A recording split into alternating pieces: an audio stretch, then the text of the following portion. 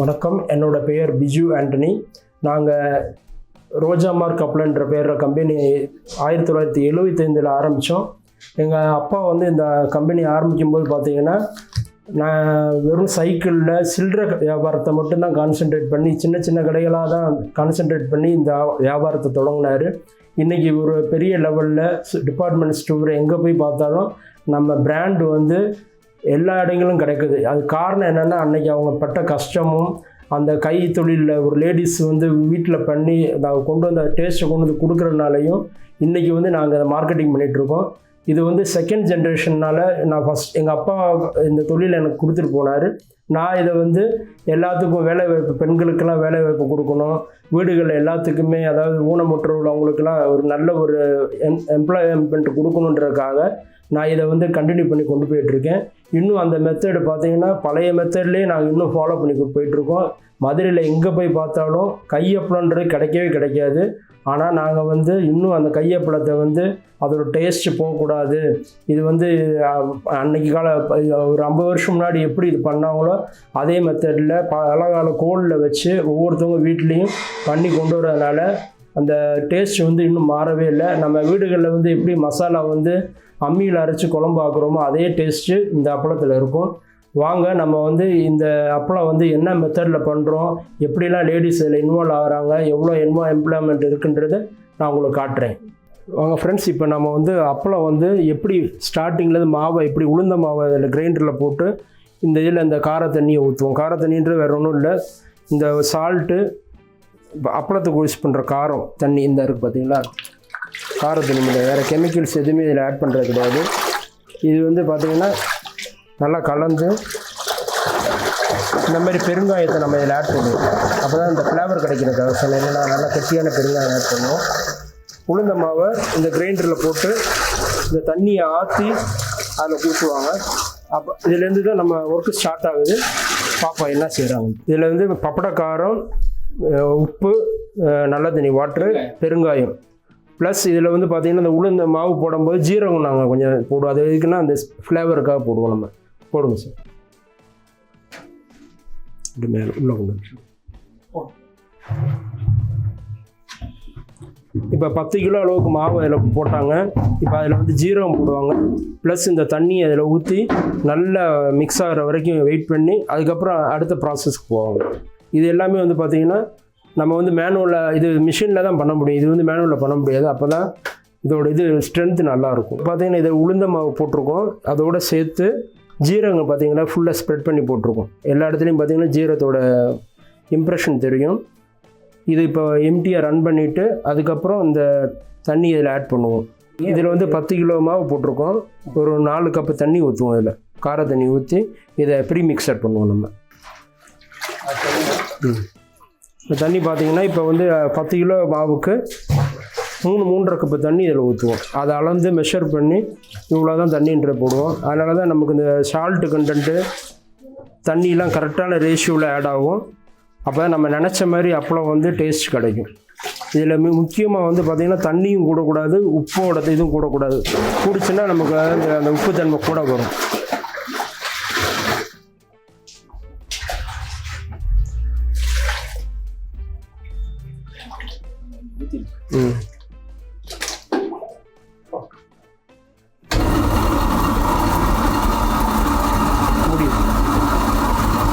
இதை ஏன் மூடி வைக்கிறோன்னா, இந்த டஸ்ட்டு வெளியே வந்துடும், வராமல் இருக்கிறதுக்கு தான் மூடி வச்சுருக்கோம்.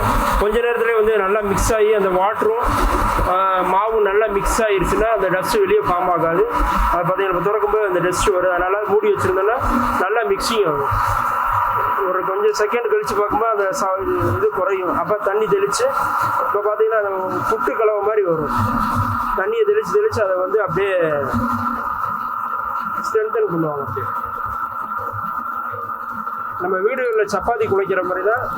அது நம்ம கம்மியாக இருக்கிறதுனால கையில் பண்ணுறோம். இது நிறையா பண்ணுறதுனால இந்த மாதிரி கிரைண்டர் யூஸ் பண்ணிகிட்ருக்கோம்.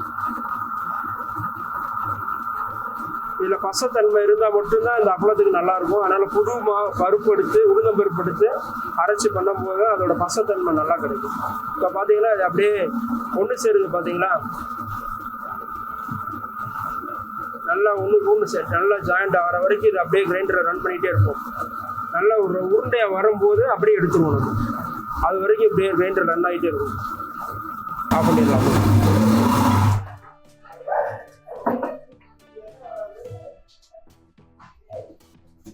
இப்போ இதை எடுத்து அதில் போட்டு நல்லா ப்ரெஸ் பண்ணுவாங்க, பரத்துவாங்க. சப்பாத்திக்கு பரத்துற மாதிரி நல்லா நீட்டாக பரத்துவாங்க. பரத்தி அடுத்த மிஷினில் கொடுத்து இதை கொஞ்சம் சாஃப்ட் பண்ணுவாங்க. ரோலர் மிஷின் அதுக்கு அந்த மிஷினில் இப்போ பண்ணுவாங்க. அது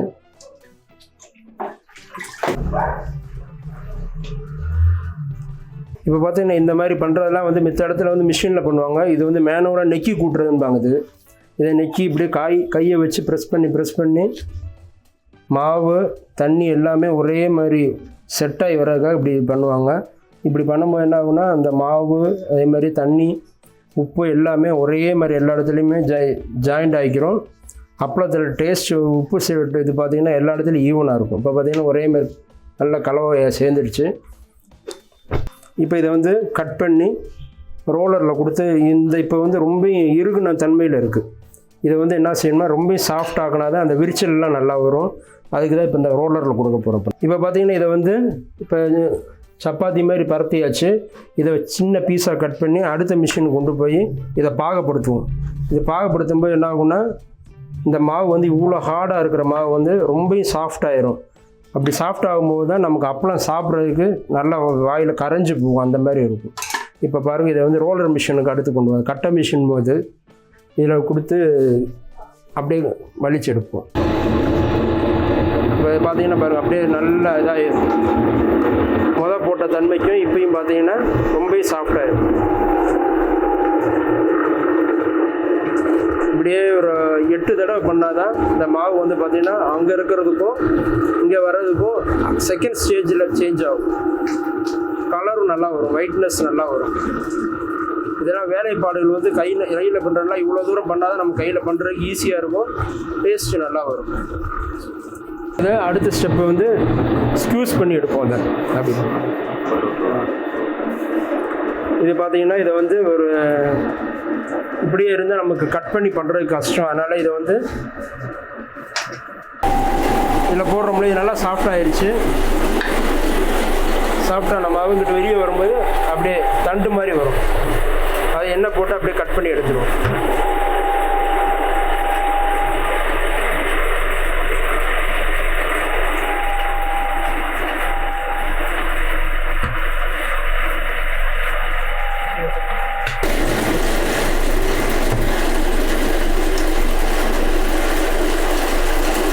இப்போ நம்ம ஸ்டார்டிங்கில் பார்த்திங்கன்னா பியூர் உளுந்த மாவை 10 கிலோ எடையில் அந்த கிரைண்டரில் போட்டோம்.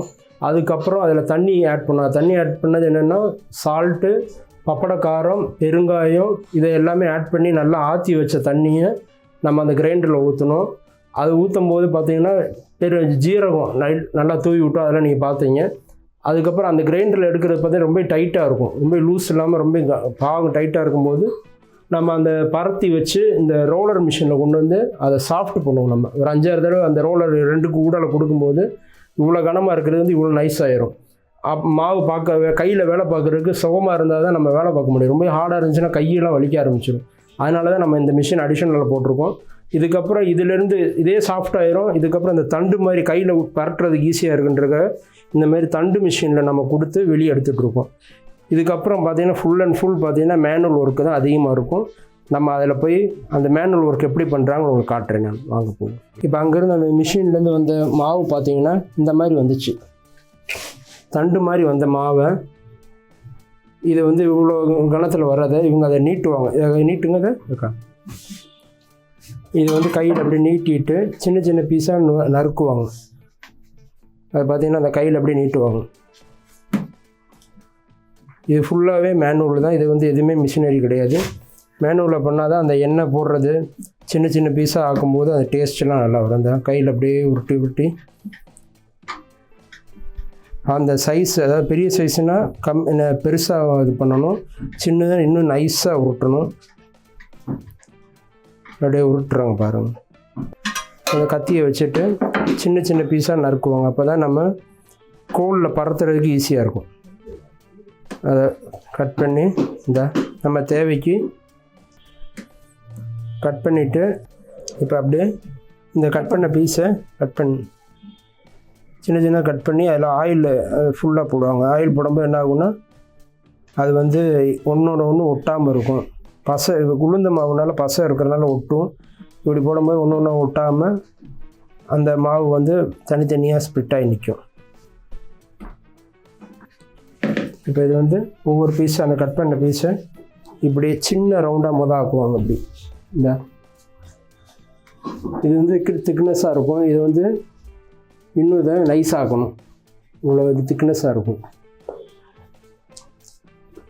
இப்படி எல்லா பீஸுமே ரவுண்டாக ஆக்கணும். இப்படி நமக்கு என்ன ரவுண்டு வேணுமோ அதை 3 கோலில் போட்டு எடுக்கணும்.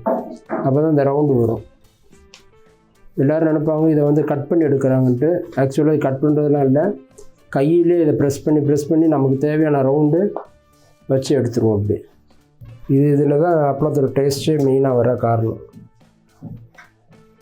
Full and full manual work. இது தொடுறது வந்து பார்த்திங்கன்னா அரிசி மாவு எதுக்குன்னா ஒன்றோட ஒன்று ஒட்டாமல் இருக்கிறதுக்காக தான் இந்த அரிசி மாவு இப்படி தொட்டுட்டு இப்படி வைக்கிறது. இந்த பாருங்கள், அந்த சின்ன ரவுண்டாக இருக்கிறத இப்படி மாவில் அப்படி ஒன்று ஒன்றா தொட்டு வைப்பாங்க. தொட்டு வச்சு அப்படியே கையிலேயே அதை ஈவனாக கொண்டு வருவாங்க. ஈவனாக கொண்டு வந்து அந்த பலகால வச்சு கையிலே ப்ரெஸ் பண்ணி ரவுண்டு கொண்டு வருவாங்க. இது பண்ணுறது மட்டும்தான் உளுந்தம்ப இந்த கையில் அமுக்கிறாங்க பாருங்கள். அமைக்கி அந்த ரவுண்டு கொண்டு வருவாங்க. நமக்கு என்ன ரவுண்டு வேணுமோ சைடும் தட்டணும், மேலேயும் அமுக்கணும். அப்போ தான் அந்த ரவுண்டு ஈவனாக வரும். இத்தனோடு இருந்த மாவை அவ்வளோ பெருசாக கொண்டு வந்துட்டாங்க. இந்த ரவுண்டு பாருங்கள்.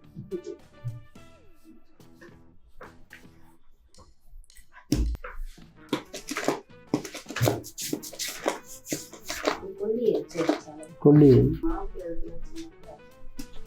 இது அளவு வந்துடுச்சாலும் இந்த இதை வச்சு பார்ப்பாங்க, குச்சியை வச்சு பார்ப்பாங்க. அளவு பாருங்கள். டயமீட்ரு அவங்க நினச்ச மாதிரி வந்துச்சுன்னா அதுக்கு மேலே ப்ரெஸ் பண்ண மாட்டாங்க. இது எதுக்காக இப்படி பண்ணுறாங்கன்னா ஒவ்வொன்றோட ஒன்று ஒட்டாமல் இருக்கிறதுக்காக ஒரு அப்பளத்துக்கு மேலே மாவு தூவி விடுவாங்க. அப்போ வந்து அடுத்து ஒன்றோட ஒன்று ஒட்டாமல் ப்ரெஸ் பண்ணும்போது அப்பளம் வந்து தனித்தனியாக கிடைக்கும் நமக்கு. இப்போ இது வந்து ஒவ்வொரு அப்பளமும் வெயிலில் காய வைக்கிறனால இதோட அந்த மாய்ச்சர் போய் நல்லா ட்ரையாக காஞ்சிடும். இந்த மாதிரி காஞ்சிடும். இந்த மாதிரி இப்படி ட்ரைனஸ் வந்துச்சுன்னா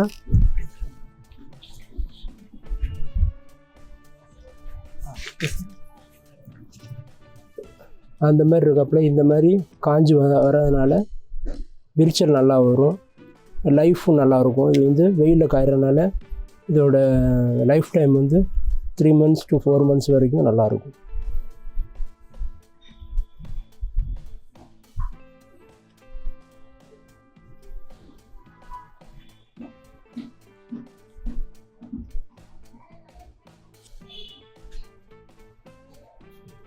வெயில் நல்லா காஞ்சிருச்சு, 2 hours ஆயிடுச்சு. இப்போ அப்படியே ஆஞ்சு வெயிட் ஏற்றி வைப்பாங்க.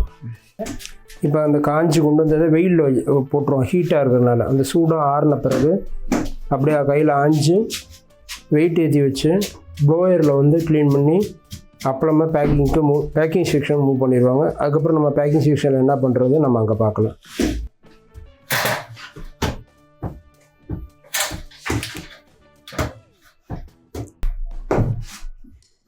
க்ளீன் பண்ண கொண்டு போவாங்க. ப்ளோயர் வச்சு சுத்தமாக மாவு இல்லாமல் க்ளீன் பண்ணிடுவாங்க.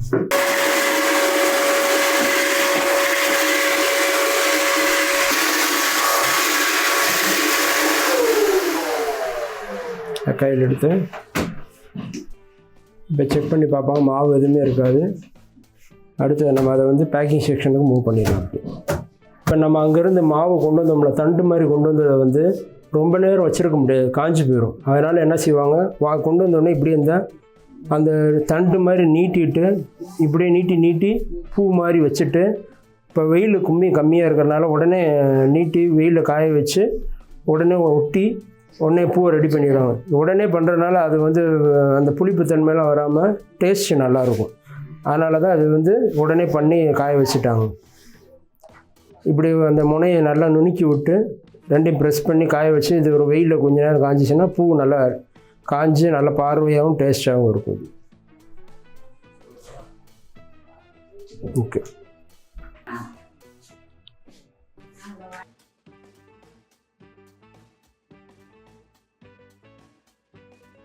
இப்போ நம்ம மாவெல்லாம் வெளியே கொடுத்தோம். இப்போ இந்த ஒர்க் பண்ணிகிட்டு இருந்தாங்க லேடிஸ் ஒவ்வொரு செக்ஷன்லேயும். அந்த ஒர்க் பண்ண அப்பளம் எல்லாமே இப்போ மீடியம் சைஸ் அப்பளம், பேபி சைஸ் அப்பளம், மோதிர அப்பளம், சோவி அப்பளம், நாக்கு அப்பளம், இது எல்லாமே ரெடியாகி இங்கே வந்த பிறகு இந்த அப்பளம் எல்லாமே நம்ம இப்படி செக் பண்ணுவோம். அதாவது காய்ச்சல் கரெக்டாக இருக்கா, மாவு எதுவும் இருக்கா, ட்ரைனஸ் இருக்கா, உடஞ்ச அப்பளம் எதுவும் இருக்கான்னு எல்லாத்தையும் QC செக் பண்ணிவிட்டு அந்த மாதிரி எதாவது இருந்தால் அதெல்லாம் ரிஜெக்ட் பண்ணிவிட்டு அதுக்கப்புறம் இந்த அப்பளம் எல்லாமே வந்து நம்ம வந்து 3 நாள் தயாரித்த அந்த கையினால் தயாரிக்கப்பட்ட 3 நாள் தயாரிக்கப்பட்ட அப்பளம் வந்து QCயில் ஓகே ஆயிடுச்சுன்னா இந்த அப்பளம் எல்லாமே பேக்கிங்க்கு மூவ் ஆயிரும். பேக் பண்ண பிறகு நம்ம இதை வந்து கடைகளுக்கு சப்ளை பண்ணுவோம். கடையில் சப்ளை பண்ணி கஸ்டமர் வந்து இதை சாப்பிட்டு பார்த்துட்டு எப்படி நல்லா ருசி இருக்குன்னு நல்லா பார்த்துட்டு சொல்லுவாங்க. ஓகே ஃப்ரெண்ட்ஸ், இப்போ நம்ம அப்பளம்லாம் இப்போ பேக்கெட் பண்ணுறதுக்கு முன்னாடி அப்பளம் எல்லாமே இங்கே வந்துடும். நம்ம இதை வந்து செக் பண்ணி பார்ப்போம். எப்படின்னா எண்ணெயில் எல்லாமே ஃப்ரை பண்ணி பார்ப்போம். மீடியம் சைஸாக இருந்தாலும் சரி, இந்த பாயப்பழமாக இருந்தாலும் சரி, இல்லை இந்த மிளகு பெப்பராக இருந்தாலும் சரி, எல்லாமே பார்த்திங்கன்னா இது இந்த மாதிரி என்லார்ஜ்மெண்ட் வரணும். அப்பளம் பொரியும் போது நல்லா விரிச்சல் வரணும். இதோட பேசிக் சைஸ்ன்னு பார்த்திங்கன்னா இவ்வளோ தான் இருக்கும். இந்த வந்து என்லார்ஜ் ஆகி வந்திருக்கும். அதேமாரி அப்பளம் பொரிக்கும் போது அந்த ஸ்மெல்லு, ஃப்ளேவர் எல்லாமே கரெக்டாக வந்திருக்கும். இது வந்து இந்த கேண்டீன் சைஸ் அப்பளம், இது வந்து பாயப்பளம், இது வந்து மோதிர அப்பளம், இதுவும் பொரிப்பாங்க. எல்லாமே இப்போ பொரிச்சுட்டு எல்லாத்தையும் கொடுத்து செக் பண்ணி சாப்பிட்டு பார்க்க சொல்லுவோம். உப்பு கரெக்டாக இருக்கா, டேஸ்ட்டு நல்லா இருக்கா, பெருங்காயம் ஃப்ளேவர் இருக்கா, எல்லாமே செக் பண்ணி குவாலிட்டி செக் பண்ணிவிட்டு ஓகேனா மட்டும்தான் இங்கேருந்து நாங்கள் ஃபர்தராக பேக்கிங்க்கு மூவ் பண்ணுவோம். இல்லாட்டி நாங்கள் மூவ் பண்ண மாட்டோம். பொரிக்கும் போது பாருங்கள் எப்படி விரிச்சிட்டு வருது. இந்த பெரிய சைஸ் அப்பளம் பொரிச்சு பாருங்கள். பெருசு இந்த இப்போ வந்து இந்த மேரேஜ் சைஸ் அப்பளம் பொரிக்கிறோம். எவ்வளோ பெருசாக வருதுன்னு பாருங்கள். எண்ணெயில் போட்டுன்னு அப்படியே என்லார்ஜ் ஆகிடும். சட்டி சின்னதாக இருக்கிறனால எங்களுக்கு பத்தலை. இன்னும் அந்த கல்யாணங்களில் பெரிய சட்டி வைக்கும்போது இன்னும் பெருசாக நல்லா அழகாக வரும். அப்பளம்லாம் பொரிச்சு வந்துடுச்சு. இதை வந்து நம்ம ஜஸ்ட்டு பொரிச்சு வந்து அப்பளத்தை சாப்பிட்டு பார்ப்போம். டேஸ்ட்டு நல்லாயிருக்கு, ருசியாக இருக்குன்னு இவங்க செக் பண்ணுவாங்க. குவாலிட்டி செக் பண்ணிவிட்டு அதுக்கப்புறம் பிராக்கிங் ஸ்டேஷனுக்கே மூவ் பண்ணுவாங்க. அதில் ஏதாவது ஒரு சின்ன ஃபால்ட் இருந்தால் கூட அந்த அப்பளத்தை நாங்கள் மார்க்கெட்டுக்கு மூவ் பண்ணவே மாட்டோம். அப்படியே ஸ்க்ராப் பண்ணிடுவோம் அந்த அப்பளத்தை. இது பேக் பண்ணி வச்சிருக்கிற அப்பளம் இது எல்லாமே.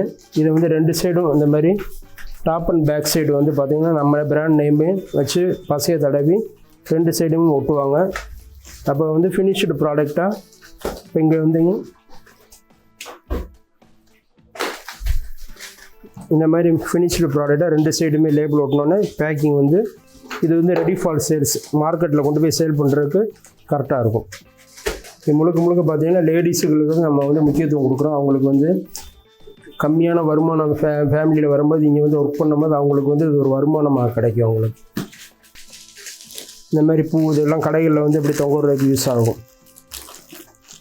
இது வந்து சிங்கிளாக பேக் பண்ணி இது வந்து பார்த்திங்கன்னா பேப்பரில் பேக் பண்ண முடியும். ஏன்னா இது வந்து ரிங் ஷேப்பில் இருக்கிறனால ஒரு இதாக பண்ண முடியாது. அதனால் இது மட்டும் பாலித்தீன் கவரில் போட்டு நம்ம பிராண்ட் நேம் ரோஜா மார்க் அப்படின்ற பிராண்ட் நேமை போட்டு பேக் பண்ணி சப்ளை பண்ணிகிட்ருக்கோம்.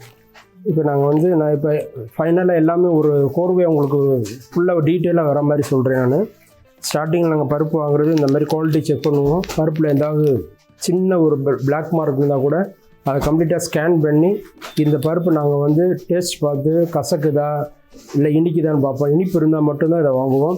அப்புறம் இதை ஃப்ளோர் மில்லில் கொடுத்து பவுட்ராக்கி அந்த பவுட்ரை கொண்டு வந்து நம்ம ப்ரீ மிக்சர் பண்ணிவிட்டு மேனுவலாக செய்கிறது நீங்கள் பார்த்தீங்க. மேனுவலாக பண்ணிவிட்டு அதை வந்து அப்பளத்தை வந்து நாங்கள் இங்கே பொரிச்சு பார்ப்போம். பொரிச்சு பார்த்து நல்லா இருந்தால் மட்டும்தான் இந்த மாதிரி பேக்கிங் செக்ஷனில் கொண்டு வந்துட்டு பேக் பண்ணி மார்க்கெட்டுக்கு சப்ளை பண்ணுவோம். இது எல்லாமே பார்த்திங்கன்னா முழுக்க மேனுவல் ஒர்க் மட்டும்தான். மிஷின் எதுவுமே கிடையாது. மேனுவலாக பண்ணுறதுனால தான் உங்களுக்கு இவ்வளோ லேபர்ஸ்க்கு எம்ப்ளாய்மெண்ட்டும் கொடுக்குறோம், லேடிஸ்க்கு ஒர்க்கு கிடைக்கிது. அந்தமாதிரி ஃபிசிக்கலி ஹேண்டிகேப்டு பீப்புளுக்கும் வந்து இந்த மாதிரி ஒரு ஜாப் ஆப்பர்ச்சுனிட்டிஸ் கிடைக்கிது. மதுரையில் வேறு யாருமே வந்து ஹேண்ட்மேடு பண்ணுறதில்லை. ஏன்னா அதில் கூலி கூட, அவங்களால மார்க்கெட்டில் வந்து கூலி கூட கொடுத்து கூடின விலைக்கு விற்க முடியாது. கம்மியான விலைக்கு நிறைய மார்க்கெட் பண்ணணும்னு நினைப்பாங்க. நாங்கள் அப்படி நினைக்கவே மாட்டோம். கூலி கூட கொடுத்தாலும் ஒர்க்கு சம்பளம் கொடுத்து அந்த அப்பளம் வந்து மார்க்கெட்டில் எல்லாருமே ஹேண்ட்மேட் டேஸ்ட் பழைய பாரம்பரிய மெத்தடை வந்து நாங்கள் இன்னும் கண்டினியூ பண்ணி கொடுத்துட்டே இருக்கோம். நீங்கள் எல்லாருமே இந்த அப்பளத்தை வாங்கி சாப்பிட்டு பார்த்து எப்படி இருக்குன்னு எங்களுக்கு ஃபீட்பேக் கொடுங்க. Okay, thank you.